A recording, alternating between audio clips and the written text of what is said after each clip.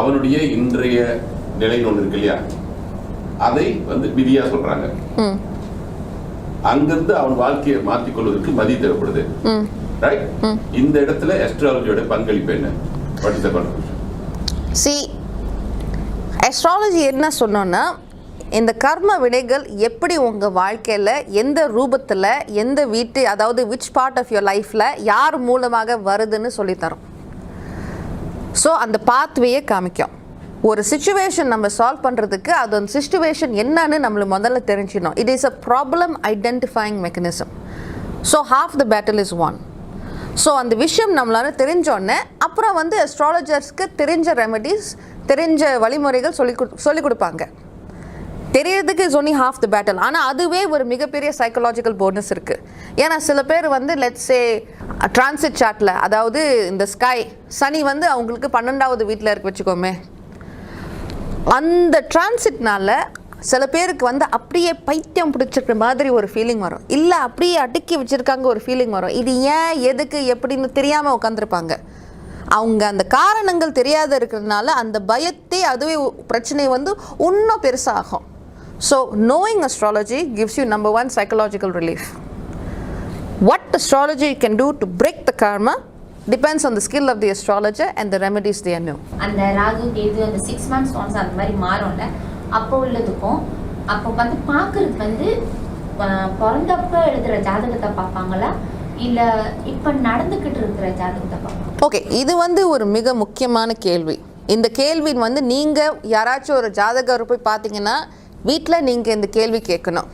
இப்போ நம்மளுடைய birth chart பார்க்குறாரா, ஆங்கிலத்தில் அதுக்கு பேர் நேட்டல் சார்ட், இல்லை இப்போ என்ன நடக்கிறதோ அது வந்து டிரான்சிட் சார்ட் பார்க்குறீங்களா, இல்லை அதுக்கு மேலே இன்னொன்று இருக்குது அதுக்கு பேர் ப்ரோக்ரஸ் சார்ட். பெரும்பகுதியாக ஆளுங்கள் இந்த சார்ட் பார்க்க மாட்டாங்க.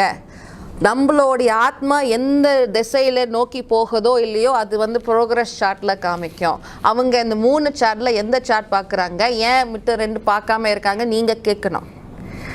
அவங்களால பதில் சொல்ல முடியலன்னா then they are not the right astrologer for you. இப்போ பொதுவாக ஒரு பேசிக் அண்டர்ஸ்டாண்டிங்க்கு நேட்டல் சார்ட்லேருந்து ஆரம்பிக்கிறோம். இப்போ சரி, இந்த நான் பிறந்த டைமில் சனி எங்கே இருந்தது, ராகு எங்கே இருந்தது, செவ்வாய் எங்கே இருந்தது, என்னென்ன அர்த்தங்கள். பொதுவாகவே நம்ம யார், நம்மளுடைய ஆங்கிலத்தில் இது பேர் வந்து ஈகோ பர்சனாலிட்டி. இந்த உலகத்தில் நம்ம எப்படி வந்து நம்ம ஏங்குவோம், நம்ம யார் பார்த்து விரும்புவோம், நம்ம எந்த மாதிரி தொழில்கள் செய்வோம், இது வந்து ஒரு basic blueprint. Karma is still operating at the level of the natal chart. ஏற்கனவே செஞ்ச கர்மாக்கள்னால what is the shape of your life, அதுதான் நேட்டல் சார்ட் காமிக்கும். டிரான்சிட் சார்ட் என்ன காமிக்குன்னா, எப்படி வந்து அந்த ப்ளூ பிரிண்ட்குள்ளே கரண்ட் இன்ஃப்ளூயன்சஸ், இப்போ வந்து அந்த ஸ்கை அந்த பிளானட்டோடைய பொசிஷன்ஸ் வந்து மாறிக்கிட்டே இருக்கும். நீங்கள் பிறந்த டைமில் பிளானட்ஸ் வந்து ஒரு ஸ்டேட்டில் இருந்தது, அதுக்கப்புறம் வேறு இடத்துக்கு மாறி இருக்குல்ல. ஸோ கண்டிப்பாக அந்த டைமோடைய சேலஞ்சஸ் அண்ட் பெனிஃபிட்ஸ் வந்து இந்த டைமுக்கு டிஃப்ரென்சஸ் வரும். அதுக்கு பேர் டிரான்சிட் சார்ட். 3வது சார்ட் வந்து ப்ரோக்ரஸ் சார்ட். அது தமிழில் வார்த்தை இருக்கான்னு எனக்கு தெரியாது. But it shows over the course of time what are the different chapters in your soul's journey. அந்த 3வது சார்ட்டில் தான் யாராச்சும் ஆன்மீகம் நோக்கி போனாங்கன்னா அந்த 3வது சார்ட் தான் பார்க்கணும். அது வந்து வேதிக் அஸ்ட்ராலஜியில் இருக்கா இல்லையா எனக்கு தெரியாது. But even in western astrology people underestimate the value of the chart. 4வது சார்ட்னு ஒன்று இருக்குது, ரீலொகேஷன் சார்ட். இப்போ நான் வந்து மலேசியாவில் பிறந்தேன், ஆனால் நான் வந்து யூஎஸ்க்கு போனோன்னா நான் வேறு மாதிரி பிஹேவ் பண்ணுறேன். அது நீங்கள் சொல்லலாம், நாட்டு கலாச்சாரம் அந்த இதெல்லாம் சொல்லலாம். ஆனால் அந்த சார்ட்டே மாறும். Because we are not the ஒரு பில்டிங், அந்த பில்டிங் மெத்தஃபார் எடுக்க வச்சுக்கோமே, ஒரு பில்டிங் வந்து துபாயில் கட்டணுன்னா அதுக்கு தேவைப்பட்ட விஷயங்கள் ஒரு மாதிரி இருக்கும். அதே பில்டிங் வந்து நார்த் அமெரிக்காவில் போய் கட்டணுன்னா அதே மாதிரி கட்ட முடியாது. Because it is a different environment. The blueprint changes with age, it changes with time, it changes with location, it changes with the level of your spiritual evolution and the degree to which you have cleansed your own karmas. It's a very complicated question, but I've done my best to answer it. So in short, எல்லாத்தையும் பார்க்கணும் நீங்கள் ஒழுங்காக ஒரு நல்ல astrologer தேடி பிடிச்சிங்கன்னா. இது வந்து ஒரு ரொம்ப முக்கியமான ஒரு கேள்வி. இது ஆக்சுவலி ஒரு சிவிலைசேஷனல் டிஃப்ரென்ஸ்னு நம்ம சொல்லலாம். இப்போ வெஸ்டர்ன் கலாச்சாரம் வந்து ஒரு இண்டிவிஜுவலாக பார்க்குறோம். அந்த இண்டிவிஜுவல் நான் யார், எனக்கு என்ன வேணும், நான் எங்கே போக போகிறேன், என் வாழ்க்கையில் நான் என்ன அடைய போகிறேன், மீ ஐயா அது வேறு பிரச்சனை. தட் இஸ் இந்த எக்ஸஸ். ஆனால் நம்ம வந்து நம்ம சமுதாயத்தில் பார்த்தோன்னா we do not see individuals as individuals. We see them as members of a family unit. குடும்பத்தில் ஒரு மெம்பர், அந்த குடும்பம் ஒரு சமுதாயத்தில் ஒரு member. We see everything as part of a whole. அதுவும் நல்ல விஷயம்தான், but up to a point. ஏன்னா அங்கே வந்து அந்த இண்டிவிஜுவல் சோலோட டெவலப்மெண்ட் வந்து நம்ம கண்ணுக்கு தெரியல. நம்ம எக்ஸ்டர்னல் இவெண்ட்ஸ் தான் பார்க்குறோம், என்ன நடக்குது, ஆனால் உள்ளுக்குள்ளே என்ன ஃபீல் பண்ணுறோன்னு பார்க்க மாட்டேங்கிறோம். So that is a different way of saying it. Vedic astrology என்ன சொல்லணும்னா, சில சமயத்தில் good astrologer can tell you உள்ளுக்குள்ளே என்ன ஃபீல் பண்ணுறீங்க. But it is not so much about how you as a individual navigate the emotion. உங்களுக்கு அந்த feeling இருக்குது, ஏன் இருக்குது, எதுக்கு இருக்குது கேட்க மாட்டாங்க. நம்மளுக்கு ஒரு இமோஷன் ஏன் வருது தெரியாமல் இருந்துச்சுன்னா அந்த இமோஷனுக்கு நம்ம ஒன்றுமே பண்ண முடியாது. நம்ம கோவமாக இருக்குன்னு சொல்லலாம், ஓகே, ஏன் கோவமாக இருக்கிறோம், அந்த கோவம் வந்து யார் ட்ரிகர் பண்ணுறா, அந்த ட்ரிகர் வந்து நம்ம என்வாயரமெண்ட்டில் எங்கே வருது, அது தெரிஞ்சது தான் நம்மளால் ஏதாச்சும் செய்ய முடியுமா இல்லையா. அங்கே தான் அந்த western psychological approach is very different from the eastern deterministic approach. ரொம்ப சிம்பிளிஃபை பண்ண சொன்னா. And again it comes down to the individual astrologers variations. ஏன் வந்து அஸ்ட்ராலஜி பார்க்கணும், அஸ்ட்ராலஜி பார்க்கறதுனால என்ன நன்மை? ஓகே, இது வந்து வாழ்க்கைக்கு ஒரு மோட்டிவேஷனா, ஒரு நம்பிக்கை ஊட்டக்கூடிய விஷயமா, இல்ல அவநம்பிக்கை ஊட்டக்கூடிய விஷயமா?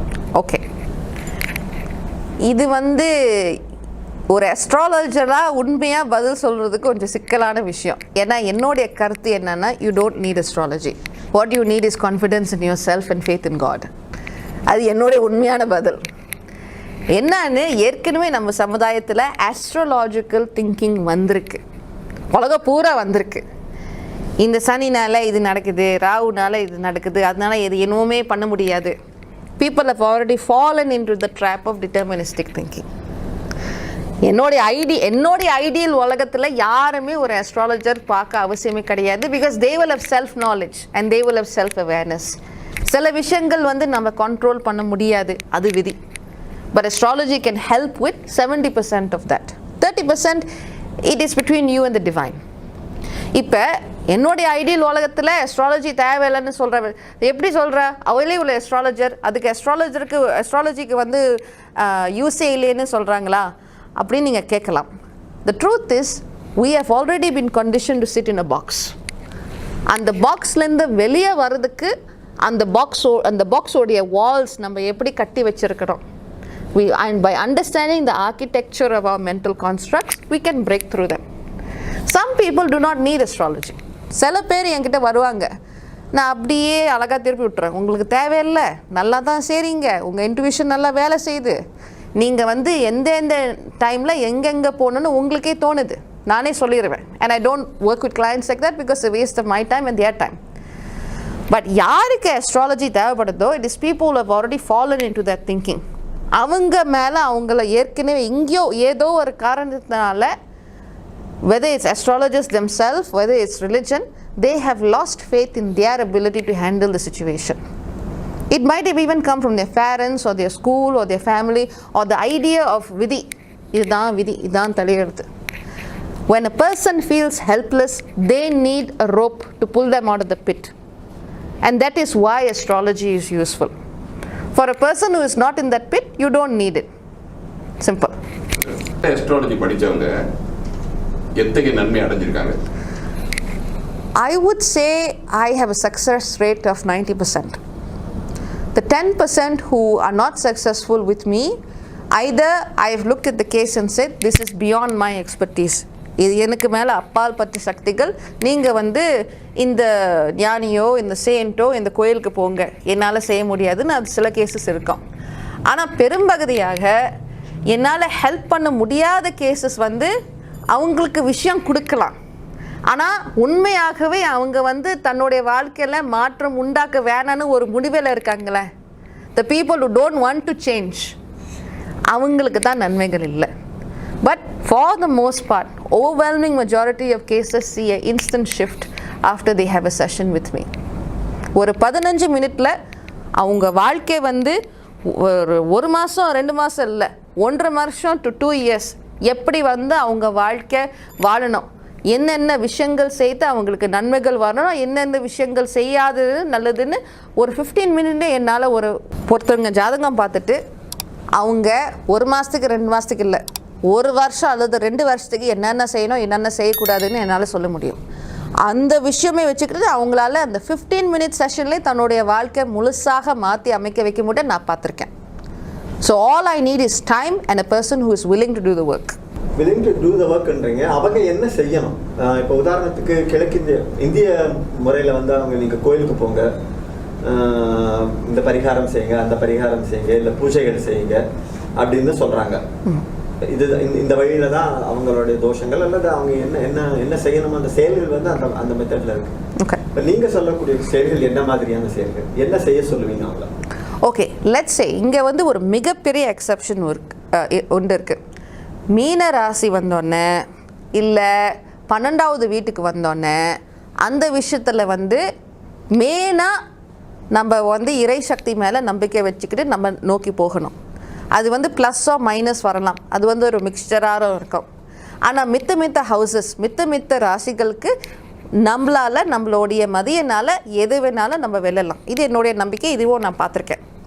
But with the exception of the 12th house, just about everything else has a reasonable human solution to it. இப்போ நான் வந்து ஒரு எக்ஸாம்பிளுக்கு நான் கொடுக்குறேன்.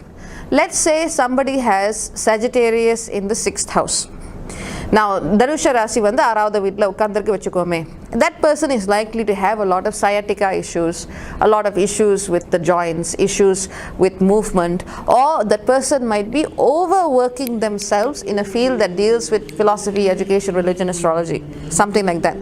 So அந்த மாதிரி நபருக்கு எந்த மாதிரியான விஷயங்கள் சொல்லலாம்? நம்ம வந்து வேதிக் சிஸ்டமும் விஷயங்கள் நல்ல விஷயங்கள் இருக்குது. பட் அது நம்ம சேர்ந்து அதுக்கு மேலேயும் நம்ம வந்து நம்மளாகவே we have to go and do certain things. Let's say அவங்க வந்து தட்சிணாமூர்த்தி கோயிலுக்கு இல்லை ஆலங்குடி குரு கோயிலுக்கு அனுப்புவாங்க. அது ஒரு விஷயம். குருவோடைய அந்த டிரான்சிட் இருக்கிறதுனால Sagittarius வந்து இஸ் ரூல் பை குருவோடைய இன்ஃப்ளூயன்ஸ் வந்து பேலன்ஸ் பண்ணுறதுக்கு அங்கே அனுப்புறதுக்கு வாய்ப்பு உண்டு. நான் என்ன சொல்லுவேன்னா, I say okay fine, you have Sagittarius in 6th house, if you can go to this temple it's great, but what you also need to do for yourself is உங்களுடைய டெய்லி ருட்டீனை நீங்கள் வந்து மூவ்மெண்ட் இன்கார்பரேட் பண்ணணும். ஒரே இடத்துல உட்காந்திங்கன்னா you're going to damage yourself. இல்லைன்னா உங்களுடைய work வந்து ரெகுலராகவே இடத்த மாற்றுறதுக்கூடிய ஒரு வேலையாக இருக்கணும். உங்களுக்கு வந்து டெஸ்க் ஜாப் வந்து சூட் ஆகாது unless you are willing to take the health issues. இல்லைன்னா சில பேருக்கு வந்து அவங்களுக்கு ஏன் அந்த பிளாக்கேஜஸ் வரும், சில பேர் வந்து தப்பான துறையில் இருக்கிறதுனாலேயே அவங்க பாடி gives them psychosomatic resistance.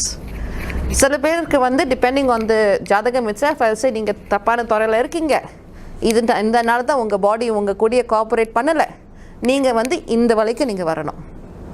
So பல விஷயங்கள் வந்து சொல்லிக் கொடுக்கலாம். இல்லைன்னா பொதுவாக கொஞ்சம் ஜெனரல் பயிற்சிகள் கூட நம்ம சொல்லிக் கொடுக்கலாம். We can refer the person to a yogic practitioner, yoga trainer, or a person who specializes in stretches that release the joints. But அது வந்து அதோடைய கேஸாக ஸ்பெசிஃபிக்காக பார்த்து சொல்லணும். பொதுவாக ஒரு பெண் பிள்ளைங்கன்னு வச்சுக்கோங்க மேடம், இப்போ அவங்க பிறந்த ஜாதகம் ஒரு பக்கம் இருக்கட்டும், அவங்க வயசுக்கு வந்த நேரம் இருக்குல்ல, அத ஒரு ஜாதகம் எழுதுவாங்கல்ல. சோ இப்போ இது ரெண்டுல எது வந்து ஒரு பெண்களுக்கு ஒர்க் அவுட் ஆகும்? அதாவது ஜாதகங்கள் வந்து 2 வகையா எழுதுவாங்க. அண்ட் எழுதும் போது கல்யாணம் வரைக்கும் தான் எழுதுறது அப்படின்னு சில முறைகள் இருக்கு. இது எல்லாத்தையும் ஒன்னு ருதுவான ஜாதகம், ஒன்னு ருது ஜாதகம். உண்மையாக சொல்ல போனால் நான் பார்த்த வரைக்கும் ஆக்சுவலி என்னுடைய வாழ்க்கை நான் பேஸ் பண்ணுறேனே. ஓகே, எனக்கு வந்து அது நடந்து ஒரு 13வது வயசில் இருந்தேன். ஆனால் 13வது வயசில் இருக்கக்கூடிய குணதேசியங்களுக்கு வந்து இப்போ என்கிட்ட இல்லை. ஸோ என்னுடைய ஜாதகம் வந்து நான் பர்த் டைம்லேருந்து கணிச்சு பார்த்தேன்னா அந்த ப்ரோக்ரஸ் வந்து வளர்ச்சியாக தெரியுது. ஸோ அவங்க ஐ கேன் அண்டர்ஸ்டாண்ட் அந்த சமுதாயத்தில் வந்து ஒரு பெண் மறுபிரிவை எடுக்கிறான்னு ஒரு ஃபீலிங் இருக்கணும். ஆனால் அதே லாஜிக் ஃபாலோ பண்ணனா இதே சமுதாயம் என்ன சொல்லுதுன்னா, ஒரு தாய் வந்து அவங்க தாய்மை அடைஞ்சோடனே அந்த குழந்தை பெற்றுக்கிட்டு அதுவே ஒரு மறுபிரிவையும் சொல்கிறாங்க. அதுக்கும் ஒரு ஜாதகம் எழுதணும்ல. அதுவும் அந்த பெண்ணு வந்து மெனபாஸ் போயிடுவாங்க. அப்பயும் அவங்க ஹார்மோனல் சிஸ்டம், அவங்க சிந்திக்கக்கூடிய விஷயங்கள் எல்லாத்தையும் மாறும். அதுவும் ஒரு ஜாதகம் எழுதணும்ல. ஸோ ஒரே ஒரு ஈவெண்ட் வச்சுட்டு ஒரு புது ஜாதகம் அமைக்கிறதுக்கு எனக்கு இப்போதைக்கு அது எவ்வளோ சரியாக தோணலை.